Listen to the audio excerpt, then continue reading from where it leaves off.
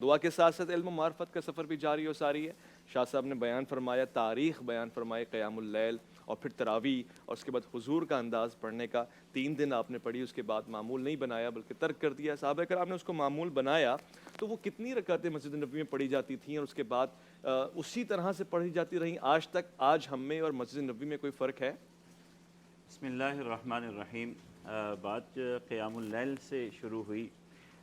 قیام اللیل، تہجد، تراویح، یہ 3 الفاظ زیادہ تر ہمارے یہاں چل ہیں۔ ان میں تھوڑا تھوڑا سا فرق بھی ہے۔ قیام اللیل رات کی نماز ہے، ٹھیک، اور قیام اللیل اپنے معنی کے اعتبار سے نماز عشاء کے بعد سے لے کے صبح صادق تک پڑھی جانے والی ہر نماز وہ قیام اللیل میں داخل ہے۔ ماشاءاللہ۔ تو یہ ہو گئی قیام اللیل۔ اور پھر جب آپ اسے تہجد کہہ دیتے ہیں یا یہ کہہ دیتے ہیں کہ اس قیام اللیل میں کون سی رات کے حصے میں نماز پڑھنا زیادہ افضل ہے، اور سنت تو سب ادا ہو جائے گی، افضل کس میں ہے، اور نبی کریم صلی اللہ علیہ وسلم کون سی نماز کون سی رات کے پہر میں پڑھا زیادہ کرتے تھے، تو وہ آخری رات کا پہر تھا جو حضور صلی اللہ علیہ وسلم فجر سے نزدیک، اسی لیے ہم اسے تہجد کہتے ہیں کہ آخری پہر میں پڑھی جانے والی نماز۔ اب اس کی تعداد نبی کریم صلی اللہ علیہ وسلم کی حیات مبارکہ میں کیا تھی، وہ مختلف تھی، کوئی متعین نہیں تھی، مگر وہ کیفیت کے اعتبار سے طویل بہت ہوا کرتی تھی۔ اتنی طویل ہوا کرتی تھی کہ حضور صلی اللہ علیہ وسلم کے قدم مبارک ورم زدہ ہو جاتے تھے اس میں کھڑے رہی۔ یہ یعنی صرف کہنے کی بات نہیں ہے کہ ورم آ جائیں پاؤں میں تو وہ کتنی طویل ہوا کرتی تھی، تو کیفیت یہ تھی۔ اسی لیے علماء کہتے ہیں کہ تعداد اگر آگے پیچھے ہو تو سنت ادا ہو جاتی ہے۔ اس فکر میں نہیں رہنا چاہیے، کیونکہ بعض روایتوں میں 13 وتر کے سمیت، بعض میں 17، بعض میں 11، تو یہ ساری حضور صلی اللہ علیہ وسلم سے تعداد منقول ہے۔ تو اب اس میں یہ بحث میں عام دنوں میں نہیں پڑھنا چاہیے کہ کتنی پڑھیں گے تو ثواب ملے گا اور کتنی نہیں پڑھیں گے تو تہجد ادا ہی نہیں ہوگی۔ یہ ایک سنت اور بہت فضیلت والی نماز ہے۔ زیادہ تر حضور صلی اللہ علیہ وسلم سے جو معروف اور مشہور ہو گئی وہ عام راتوں میں 8 رکعتیں بغیر وتر کے، اور وتر 7، وہ 11 ہو گئے، 11 ہو جائیں گی۔ جی۔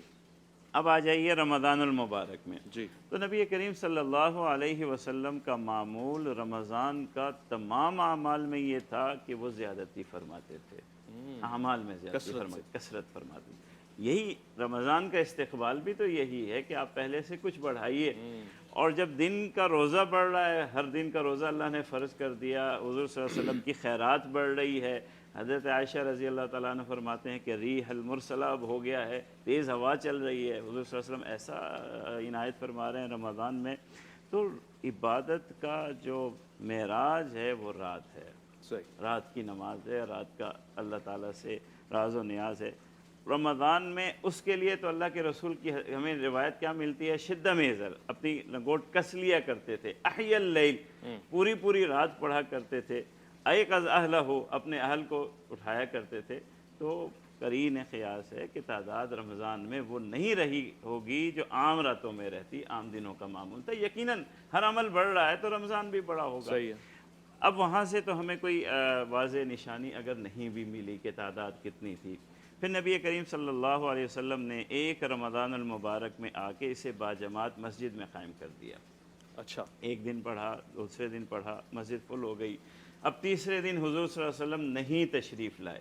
جی، اب یہ بات سمجھنے کی ہے کہ تشریف کیوں نہیں لائے، خود حضور نے بیان کر دیا اور فرمایا کہ مجھے تمہاری آمد کی اطلاع تھی، مسجد بڑی ہوئی تھی، اسی لیے میں نہیں آیا کہ تم پر شفقت کی، اللہ، کہ یہ صرف مجھے ہی نہیں پسند، رمضان کی راتوں کا یہ قیام اس شکل میں، گھر میں تو سارے صحابہ تہجد پڑھا کرتے تھے، حضور کے زمانے میں کون سا صحابی ہوگا جو تہجد گھر میں نہیں پڑھتا ہوگا، اور غیر رمضان بھی پڑھا کرتے تھے، اس خاص شکل کے اندر کہ باجماعت نماز ہو رہی ہے، حضور نماز پڑھا رہے ہیں، جسے ہم آج کی تراویح کہتے ہیں۔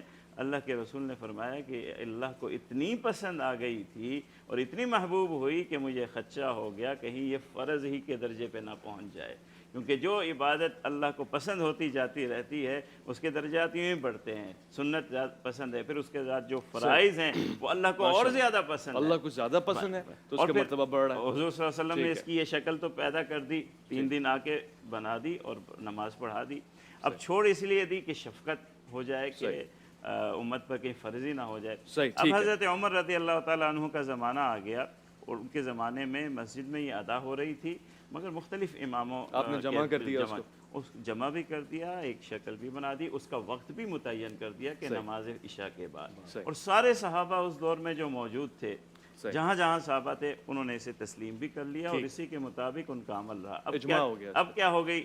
اب یہ ہو گئی کہ یہ نماز قیام اللیل ہوگی، نماز عشاء کے بعد ہوگی، اور 20 رکعتیں ہوں گی۔ یہ ساری ترتیب سارے صحابہ نے مل کر کے جمع کر دی، اور آج تک امت اس پہ عمل کر رہی ہے۔ 11 رکعت کا سلسلہ 20 رکعت پہ ٹھہرے گا رمضان کے لیے۔ اچھا، رمضان کے لیے صحابہ نے اسے 20 رکعت پڑھا۔ مفتی صاحب اس کا مطلب واضح ہو گیا جو آپ سوال کر رہے ہیں کہ تہجد تراویح سے الگ ہے۔ تہجد الگ ہے، مگر یہ قیام اللیل ہے۔ قیام اللیل، تہجد بھی قیام اللیل ہے، تراویح بھی قیام اللیل ہے، کسی وقت بھی آپ پڑھیں وہ قیام اللیل ہے۔ اس سے قیام اللیل سے آپ نہیں نکال سکتے۔ تہجد آپ اس حساب سے کہہ سکتے ہیں کہ وہ سحری کا وقت ہے، اس میں یہ تو عشاء کی نماز کے بعد کا، ٹھیک ہے، لیکن یہ واضح ہو گیا تہجد الگ ہے، تراویح الگ ہے، ٹھیک ہو گیا، خوب۔ مفتی صاحب بہت ہی اچھے انداز سے علماء بیان فرما رہے ہیں، سمجھ میں بھی آ رہا ہے مجھ جیسے عام انسان کو، میں دل میں رکھتا نہیں ہوں، پوچھ لیا کرتا ہوں۔ مفتی صاحب بیان فرما رہے تھے، سمجھ آ رہا تھا۔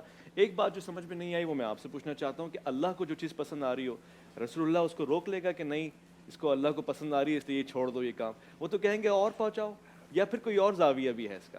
بسم اللہ الرحمن الرحیم۔ ماشاءاللہ بہت اچھے انداز میں محبت اور پیار کے طریقے سے ایک عبادت جس طرح ہوتی ہے ایسا ہونا اسی چاہیے کے حوالے سے گفتگو کی، اور یہی ہونا چاہیے۔ اصل میں تراویح کی رکعات کے بارے میں شروع سے اختلاف رہا ہے۔ کیوں؟ میں عرض کر رہا ہوں نا، اختلاف کوئی ایسا نہیں ہے کہ جس کی بنیاد پہ باہمی جو ہے وہ کوئی تنازع کھڑا کیا جائے، نہیں بھائی۔ کچھ لوگوں کا یہ خیال ہے کہ جیسے ام المومنین سیدہ عائشہ صدیقہ رضی اللہ عنہ سے جب یہ پوچھا گیا کہ نبی کریم صلی اللہ علیہ وسلم کی رمضان میں رات کا قیام کیا ہوتا تھا، تو ام المومنین نے فرمایا، چونکہ زیادہ تر گھر کی عبادت تھی نا، تو فرمایا رمضان یا غیر رمضان ہوتا آپ 11 رکعت کا اہتمام کرتے، اور پھر جس طرح گردیزی صاحب نے کہ اتنی طوالت ہوتی، اماں جان بیان کرتی ہیں لا تسل ان حسنہن و طولہن، ان کی طوالت اور ان کی خوبصورتی کے کیا کہنے، پھر پچار پڑتے، پھر یہی کیفیت ہوتی۔ تو اسی طرح مفتی ابو بکر صاحب نے بھی جو وہ کیا کہ نبی کریم ورم پڑ جاتے، ورم آ جاتا۔ تو اب اختلاف والی بات کوئی نہیں ہے، جھگڑا کوئی نہیں ہے بھائی۔ اگر کوئی 8 پڑھتا ہے تو وہ بھی اللہ کی عبادت سمجھتے ہوئے قبول ہے کہ میرے نبی کریم صلی اللہ علیہ وسلم نے یوں عمل کیا۔ کوئی 20 پڑھتا ہے تو وہ بھی کہتے ہیں کہ اسلاف صحابہ کرام ہمارے بڑے ہیں، ہمارے اسلاف ہیں، انہوں نے پڑھا ہے، اس پہ بھی تنقیص نہیں ہونی چاہیے۔ کوئی 8 پڑھتا ہے تو اس کا مقصد بھی ہے کہ میرا رب مجھ سے راضی ہو جائے۔ کوئی 20 36 40 تک بھی بعض نے پڑھی، نفلی عبادت ہے نا، کوئی قدغن پابندی نہیں ہے، ان کا مقصد بھی یہی ہے کہ اللہ راضی ہو جائے۔ اب یہاں یوں سمجھ لیں کہ کچھ لوگ جو ہیں ان کی چاہت ہوتی ہے کہ تعداد زیادہ ہو جائے، اور کچھ لوگ یہ پیش نظر رکھتے ہیں کہ تعداد تھوڑی ہو لیکن انداز ایسا ہو جو دل کو بھا جائے۔ اچھا، اب طویل، ہاں، اب ویسے بھی میں ایک بات کرتا ہوں، جتنی دیر میں عمومی طور پہ 20 رکعت پڑھی جاتی ہے نا، اس سے زیادہ دیر میں 8 رکعت پڑھی جاتی ہے، مگر رکعتیں تو 8 ہی ہوتی ہیں نا، وہ 20 ہوتی ہیں۔ بس وہی چیز، وہ تعداد اور یہ بس کیفیت، اتنے میں 20 پڑھ لیں پھر تو پڑھ لیں، کوئی روکتا تو نہیں ہے، کوئی روکتا نہیں ہے۔ اور اگر کوئی 8 پڑھنا چاہے کہ بھئی پیارے آقا کی سنت تھی تو یہ بھی ٹھیک ہے۔ 20 بھی سنت تھی آپ کہہ رہے ہیں؟ نبی کریم صلی اللہ علیہ وسلم سے جس طرح ضعیف حدیث کسی صحیح حدیث میں نہیں آیا، حضرت عمر رضی اللہ عنہ کے بارے میں موطا امام مالک میں 2 روایات ہیں ان دونوں قراء کے بارے میں۔